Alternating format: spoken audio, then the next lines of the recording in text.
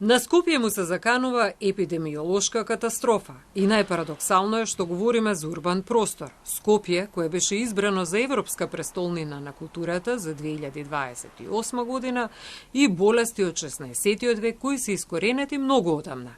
Реагира Ивица Апостолов, председател на Сдруженијето на медицински лаборанти. Факт е дека ние имаме во денешницава антибиотици за да може да се справиме со таква нешто.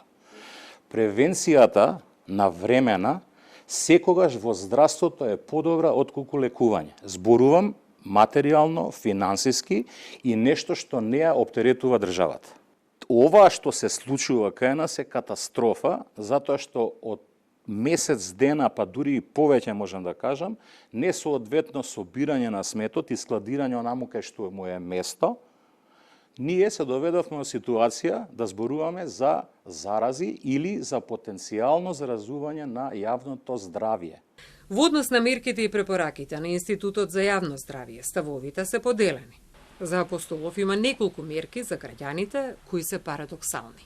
Ние имаме врвни епидемиолози, не верувам дека такво нешто би си дозволиле, не би верувам и не сакам ни да поверувам дека такво нешто би си дозволиле, но сепак она што е напишано е буквално пресликано од еден епидемиолошки, ја ќе кажам, дневник.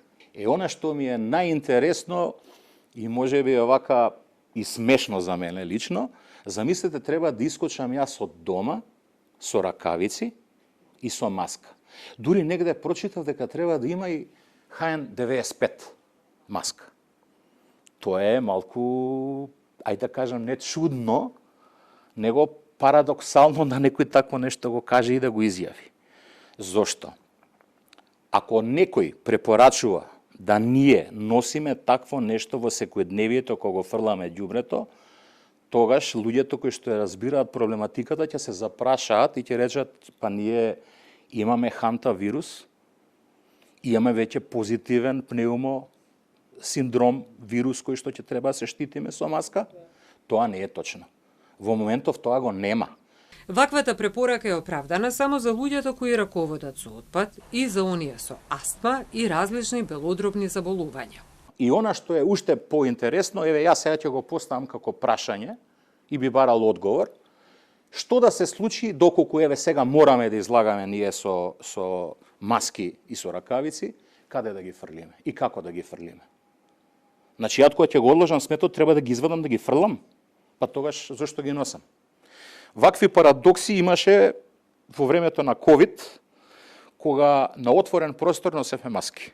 На крајот на криштата, сите граѓани плаќаат за да живеат во чист град. Се знае точно која институција за што е надлежна и на кое ниво треба да биде свеста кај самото население во одржување на хигиената.